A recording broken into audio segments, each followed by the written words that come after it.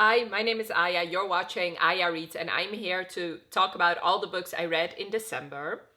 So, as always, I will start with my stats. I read 10 books in total and no DNFs, which equates to 3,483 pages. For star ratings, I had 2 3 stars, 3 4 stars, 1 4.5 stars, and 4 5 stars. So, I think one of the better reading months I had in the last couple of months, so very excited about that. My average rating is a 4.5 star.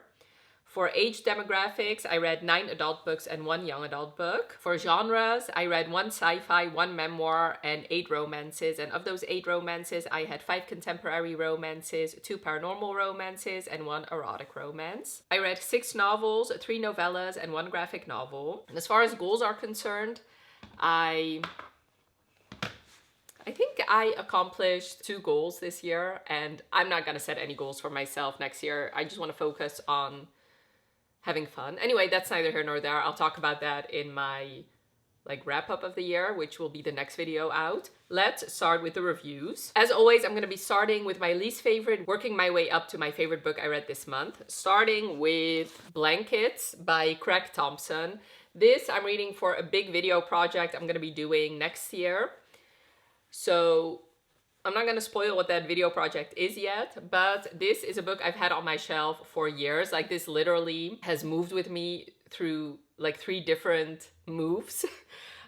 This is a graphic novel, and it's a memoir, basically mainly revolving 2 weeks of his life, and we follow a little bit before that and a little bit after. So he grew up very, very religious, and he always thought he was religious, and then he meets this girl at Bible camp, I guess, and he ends up staying at her house for 2 weeks because they have a long distance thing. They write to each other before, and then eventually he stays with her for 2 weeks, and she has a pretty tough life. Her parents are going through a divorce, and she has 2 siblings who very much are special needs, and she definitely takes care of them a lot. And then we follow a little bit after. They don't really work out in the end, but apparently those 2 weeks have had a profound impact on his life.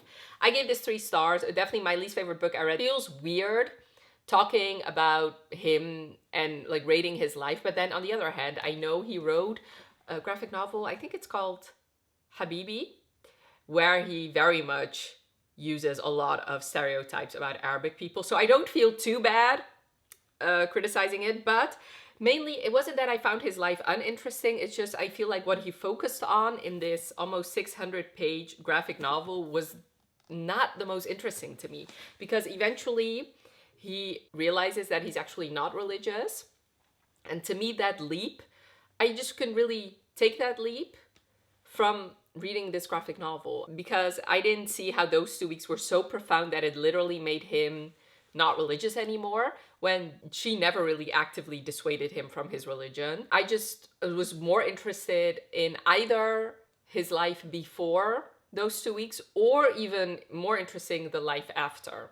So when he goes out on his own in the city, I just think, I don't know, I would have preferred focusing on that. At the end of the day, this just felt like a young adult romance, I guess, about these 2 people who loved each other, I guess, in those 2 weeks, and then they never saw each other again. I don't know. I cannot really talk about this book a whole lot, because at the end of the day, yes, technically it spans his entire childhood and those 2 weeks, but the main focus was the 2 weeks, and I can prove it to you, because this is basically all just 2 weeks. And then this is his whole childhood, and this is after the 2 weeks. So I don't know, it wasn't just not balanced, and at the end of the day, I just didn't care about these 2 weeks. So yeah, and I didn't care about their romance. I didn't really get it, which once again I feel bad, because it is his life, and what else was he supposed to do? I mean, it is what it is.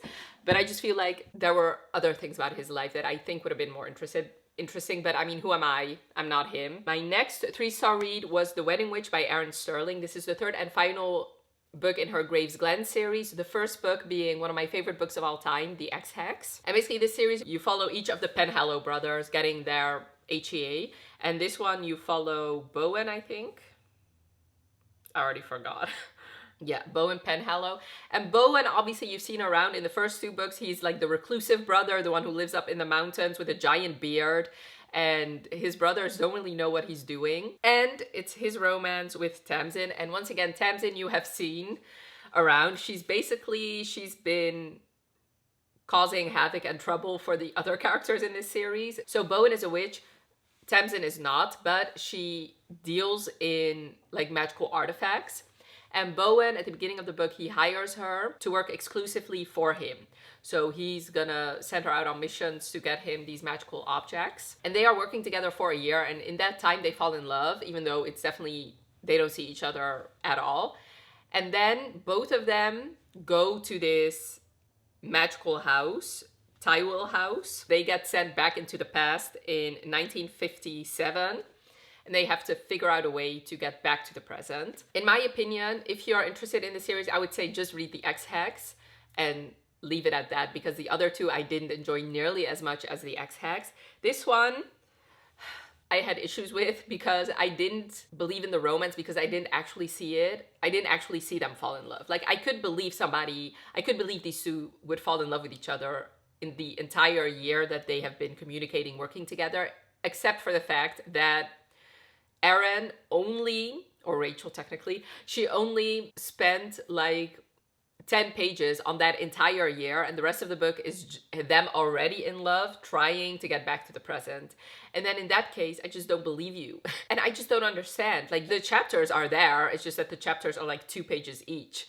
So I didn't understand why we never got to see that. This is not a long book, it's only 350 pages. We could have gotten an extra 50 pages and focus solely on that year, because I'm the type of romance reader, I want to see my characters actually fall in love. I don't want you to tell me they're in love, especially if I have the opportunity to see it, which technically we did. Also, the plot, I didn't really understand and didn't care about at all. He is dealing with something that happened in his past, and the way that was resolved, I found unbelievable, and I just didn't understand. So this was just not it. The X-Hex will still be my favorite because I already reread it and it still is. I just think that was uniquely magical on its own. It had all the things that I really love. And this one really didn't have it because we didn't spend any time in Graves Glen, really. The only time we did, the only thing I was interested in is seeing Rhys as a dad and seeing the other side characters. And the rest was spent in this house or in the past. And I really didn't care. This probably should have been a 2, but quite honestly, I gave it an extra star just for seeing Rhys as a father. For my 4-star read, the first one I want to talk about is Set the Record Straight by Hannah Bonham Young. This is a Christmas novella, and it's a sapphic Christmas novella. So you follow Clara and Evan. They have been best friends, like ever since they were children living in this small town. And Evan has always knew she was a lesbian. Clara always thought she was straight. And Evan actually had this huge unrequited crush on Clara. It's actually very sad because when they were younger, when she was 18, the town is very religious, especially Evan's parents are very religious. So they actually kicked her out once she came out of the closet. And then she actually lived with Clara and her family for a while. But now Clara started her new dream job as an assistant to her photography idol. But her boss assumes that she's also a lesbian, and she doesn't really correct her. And Evan's ex-girlfriend cheated on her so she's a teacher and her ex also, and she cheated on Evan with another teacher, and now she gets invited to the holiday Christmas party at her ex's house. So both of them kind of need a fake girlfriend, so they decide to be each other's fake girlfriend, and of course they end up falling in love. This was cute, so I really loved the first half, and the second half not so much. And to me, this is the classic case of this should have either been a full-length novel or it should have been a shorter novella. And I know that maybe doesn't make any sense. Let me explain a little bit. So to me, this had too much not interesting stuff for it to be a good novella. Yet there were stuff about their relationship that I was interested in and that I would have loved for it to have been explored more. And in that case, it should have been a full-length novel. So to me, it didn't really work perfectly the way it was now, being 150 pages. Having said all that, it's still a 4-star. I did enjoy myself. It did pass the time. But I read another holiday novella, which I'm going to talk about later, that just worked so much better for me. But I would recommend it if you're looking for a good female romance and a fun holiday novella. I would suggest this one, but this obviously check your triggers because of the things I just mentioned. Also, both of them are neurodivergent. I believe Evan has autism and Clara has ADHD. My other 4-star read was Sweet Surrender by Viano Onyomo. So she is slowly becoming one of my favorite authors. This is the second book to Sweet Vengeance, and this is another like making a deal with a demon romance. In this case, it's an MM romance. So you follow Saint, and he has also been religiously prosecuted, basically. So he is getting stalked by his family and the place he grew up. A demon has been visiting his dreams, and they have been having this like hot encounters together, like primal play, stuff like that. And in one of those dreams, the demon, whose name is Night, or who Saint named Night, he shows him how to summon him. So when Saint gets really scared by the stalker, he ends up summoning Night, and they make a deal that Night will protect him, and it's their romance. This was adorable. I love these romances. Hot too. Viano Onyomo definitely knows how to write a good smutty book. And what I really love about this series is that it takes place in Nigeria, and I believe that's where she's from. I believe she lives there too. I feel like we got to see a little bit more of Nigeria in this book. I remember reading Sweet Vengeance, and it wasn't clear to me at all that it took place in a place that wasn't the US or Europe. So in this case, to me, it was clear from the beginning that we were in Nigeria. She spent a little bit more time describing certain foods, certain places, and I really enjoyed that. They were cute together. I do have to say, if you read Sweet Vengeance and you think Sweet Surrender is similar, it's not. I feel like Joy took a little bit more agency over her life. She definitely knew what she was doing, whereas I feel like with Saint, as much as I loved him, he was very cute, but I feel like he just a little bit went where the wind blew. Obviously, they have completely different personalities, so it would make sense. But I feel like what would he have done? Like, he would have probably kept running his entire life. If it wasn't for the fact that Night so happened to have stumbled upon his dreams. You know what I mean? Whereas Joy knew about demons, and she actively knew what she was doing by summoning one. So definitely not the same book, obviously, and I wouldn't want it to be. But this was sweet, and this also check your triggers, because in Nigeria being gay is illegal, so it has also a certain amount of risk to it as well. The fact that this is a male-male romance, but I really enjoyed this book. And my last 4-star read was Sinner by Sierra Simone, and I also don't own this physically because I feel like so I know a lot of books that get picked up by a traditional publisher almost always get their covers redesigned, especially if there are like half-naked men on the cover. But I feel like with this book, the fact that they went with a flower cover when this is literally a series about people fucking a priest, a nun, and a monk, and literally having anal sex in a church for the first book. Like, why would you have a flower cover? Like, I mean, come on, just like talk about inaccurate marketing. Like, I'm sorry, but this just does not fit the vibe. Anyway, moving on. It's my fault that I never picked up the indie published books.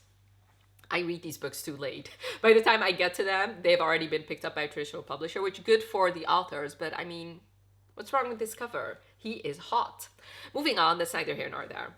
So you follow Sean Bell and Zenny, and Sean is Tyler Bell's brother, and if you have read Priest, then you know the Bell family has a complicated relationship with religion ever since their little sister committed suicide after years of abuse by their priest. And basically all the Bell siblings have had a different reaction, especially to religion, because of that event. And Sean, the oldest Bell sibling, he completely forsook his religion. Like, he's not religious, he doesn't want anything to do with God, and he has basically committed his life to becoming a sinner. So just thriving for money all the time, fucking anything that moves. Not technically anything that moves, but like impure women, I guess. And he's fine and content with that life. And then one day he's at this party and he meets this mysterious, beautiful girl. And they have a nice evening. They don't actually do anything because they get interrupted. Plus, he feels too old for her. He's 36, she's 21.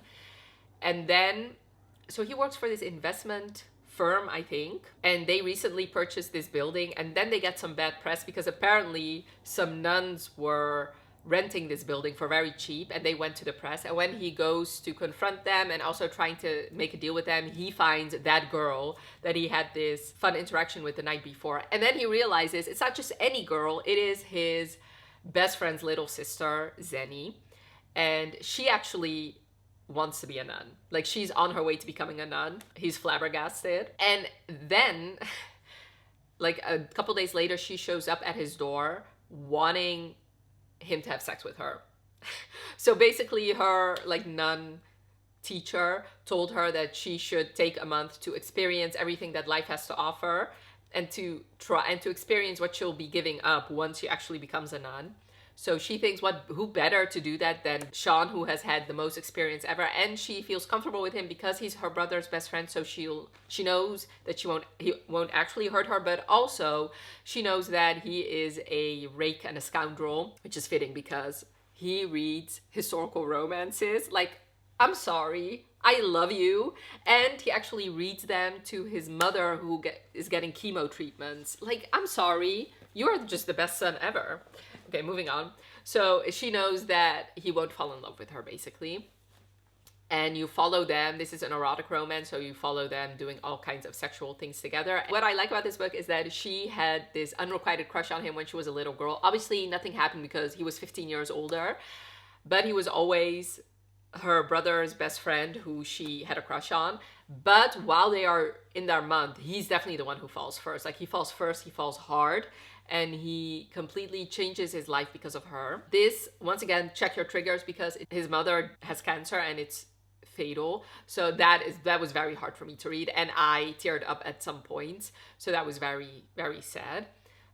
This was just hot. Like, Sierra Simone knows how to write scorching hot romances. I definitely enjoyed these two together. And like I said, I just love the fact that he reads historical romances, and like, he actually loves it. Like, there are, like, his inner monologue is a lot about these historical romances. And also, what's interesting about this series, I'm looking for my phone. Where the fuck is it? Okay, no, never mind. I don't need my phone. These books are a single point of view, and they are all from the male point of view, and you rarely get that. Usually if you get single point of view, it's usually from the woman, so I did enjoy that. Some things that did bother me is, so he's 36, she's 21. He read way younger than that. Like, he read like a 26-year-old, like, never, although yeah, there are some very childish, immature 36-year-olds, but I don't know, it just, to me, this was supposed to be like a giant age gap. It didn't read that way to me. So, and they did have, what I did enjoy was in the bedroom.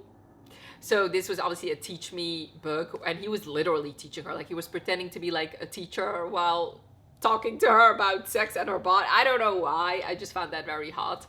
So I guess the age gap was very clear during their sex scenes, but not outside of the bedroom. And also, and this is a problem I also had with the first book, which is also the reason why I gave the first book 4 stars, is we never really see the quiet moments between them. And we also never really see them talking about the hard stuff. So there was a scene in here where I was convinced 100% he's gonna run straight to Zenny and they're gonna talk about it, and instead they ended up fucking. And yes, I know it's an erotic romance, I get that, but it's not an erotica. Like, I get that in an erotic romance, it's the sex that moves the relationship forward. I get that, but still, if it's a romance, I still wanna believe in the romance. Like, I still wanna believe that this is someone you would also talk to about your feelings, and especially since he had a lot of them. His mother was literally dying, so I just refuse to believe that he never really talked to the person he was falling for about his feelings regarding his mother dying, you know? So that, to me, makes me not 100% believe in the romance. But I did enjoy it. It was a smutty fun time, and it was definitely, like I said, I teared up a couple times, so it wasn't just a smutty good time. It also had some substance to it.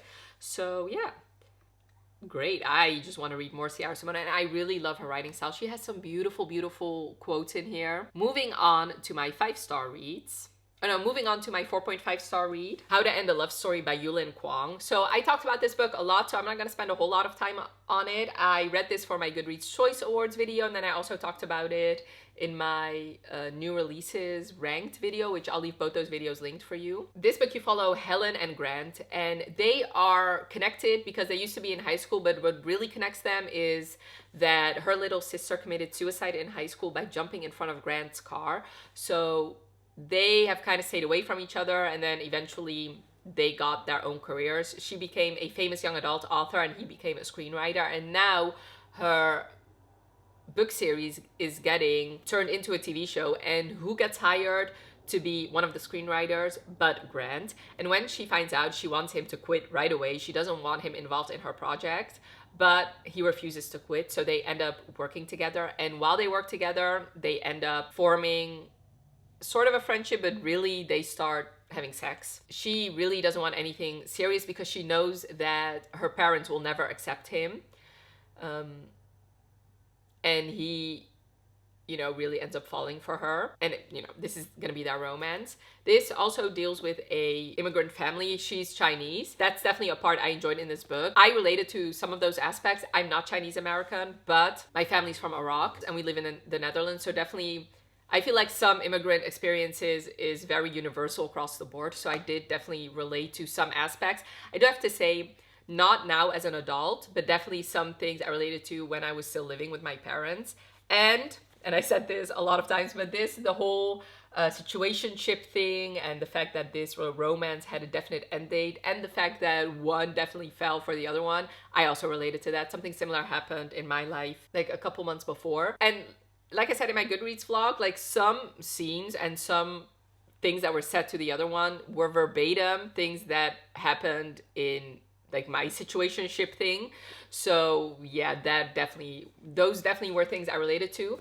That is why I really love this book. I don't know if I could recommend this book across the board, because especially if I read some Goodreads reviews, not everybody seems to love it, and I can definitely see why. Especially to me in the third act and the third act conflict and the way that was resolved, to me, it didn't feel balanced or equal. And if you know anything about me, I like my romances to be balanced in the end. I get that not all of them can start off balanced, but at the end, I need to feel that this is a balanced relationship. And to me, it didn't really feel that way. But at the end of the day, this was very personal to me why I loved it. And if you have similar things, like if you're also from an immigrant background, or you also had a situationship where you might have fallen for the other one, you might really relate to this book, and therefore you might love it. Moving on to my 5-star reads. My least favorite 5-star was The Mistletoe Motive by Chloe Lisa. So this was my first Chloe Lisa, and will definitely not be my last.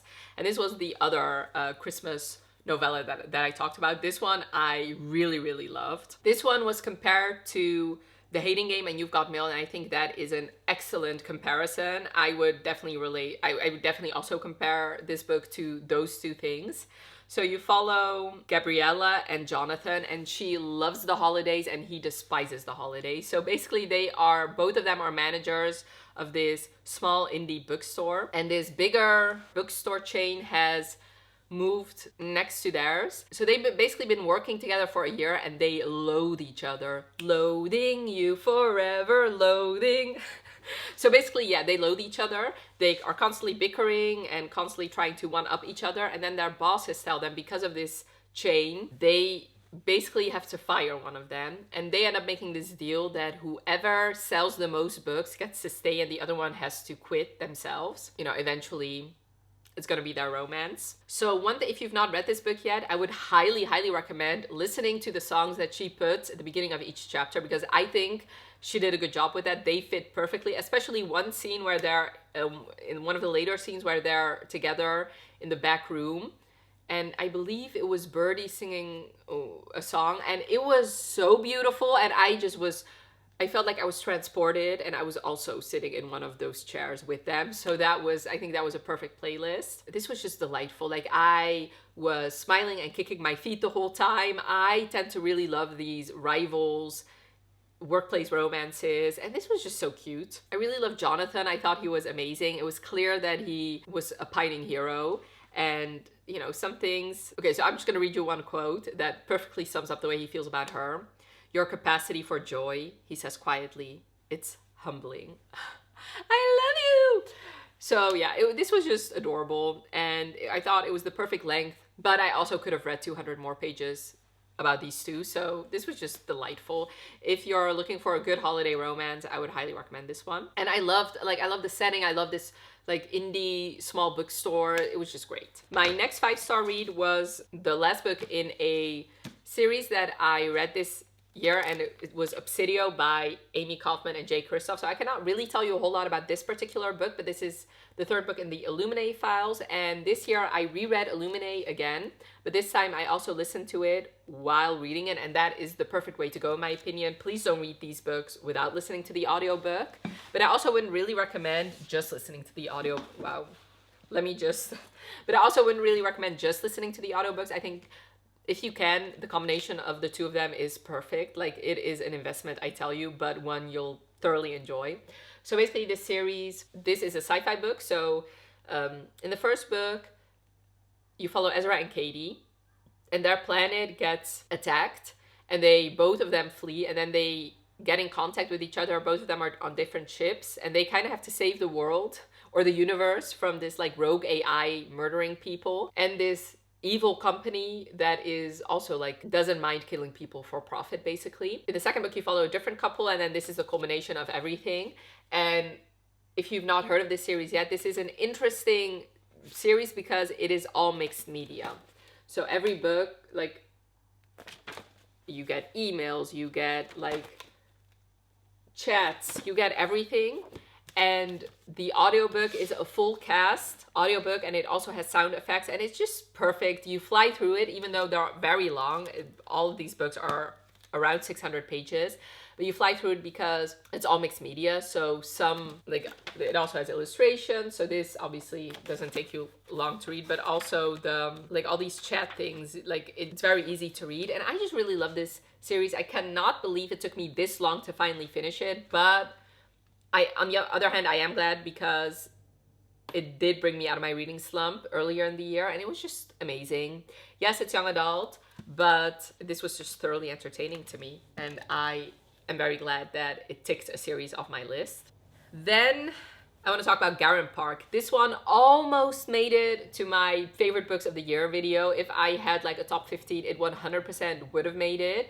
But for my top 10, it just barely didn't make it, basically. So this is a enemies to lovers, and it's the kind of enemies to lovers where they actually have sex while still hating each other, and that is my favorite sub-genres. So you follow Devon and Maddox, and so they live in this trailer park, and they always compete against each other during motocross, and basically their fathers have been pitting them against each other ever since they were small. But what is an interesting fact is that their brothers are best friends. So one day, Devon gets brutally beaten and almost killed by his father, and he's looking for his brother, and he knows that there's a good chance he's at Maddox's place, so he shows up there, but his brother is not there. But Maddox sees the state he's in, so even though he hates him, he ends up taking care of him. So Devon has known he was bisexual almost his entire life. Maddox thought he was straight, and then eventually they start doing stuff together. Like I said, they start hate fucking, and eventually it turns into a romance. This is the first book in a duology, so I've not read the second book yet, and maybe if I had read it, this would have been in my favorites, but I just didn't get around to it. I am planning on reading it in January. This was just so great. It was hot, but also beautiful and sad. And I've never really read a book set in a trailer park, and give me that kind of book any day over a billionaire romance. It's like these people have actual real life problems, and when they get their HEA, it is so hard earned, and you are really rooting for them. And I just really loved them. I thought like they were real, like they were, I don't know, I was rooting for them, and this was just thoroughly entertaining. And last but most certainly not least, a book that actually did make it into my favorites video was Wild Eyes by Elsie Silver. Once again, I cannot believe it took me this long to read it, but when it came out, I was in a giant reading slump, and I didn't want my reading slump to affect it. So I just put it off. This is the second book in the Rose Hill series, and you follow Weston and Skylar. And Weston is Rosie's brother from the first book, and Skylar is this world famous country music star, and she's in Rose Hill to record at Ford's recording studio. But those recording studios, they also have these little houses that the artist can stay in, but they're not finished yet. So Rosie and Ford tell Skylar that she can stay at Weston's bunkhouse, and they had interesting encounter earlier where she was trying to take a picture of a grizzly bear and he basically told her off but also saved her life. So that was an interesting meet cute. So she ends up staying at his bunkhouse and she ends up falling in love with him and his 2 children because he's a single dad. All of these books are single dads. And Emmy and Oliver, his kids, were amazing. I love them. They were scene stealers and I love them for it. And Weston is just so hot and sexy and he's definitely a king among men. Like, Elsie Silver knows how to write a good man and she did it again. He was such a good dad but also so sexy and hot, and the way he loved her was unmatched. And this was just beautiful and it definitely deserved to be on my top 10 of the year and I just really loved it. Apparently, if you listen to the audiobook narrator will sing the songs that she writes, which I have not done that yet, but I might do that next year. But this was beautiful and I'm so glad that I loved it. There's a rude parrot in here too, and I definitely preferred this over Wild Love, even though I also really loved Wild Love. And I cannot wait for what's that book called? Wild Side to come out next year because it has a hero named Reese. And if you know one thing about me is that I have a soft spot for heroes named Reese. So those were all the books I read in December and the last books I read in 2024. Definitely let me know in the comments below if you've read any of these books and what your thoughts were. Also, tell me about your favorite book that you read in December. And if you're down there, leave me a orange heart emoji for Wild Eyes, or like a lips emoji, I guess, or a parrot emoji. And I really hope you enjoyed this video. Definitely let me know by leaving a like if you did. And thank you so much for watching. Have a wonderful rest of your day and I'll talk to you later. Bye.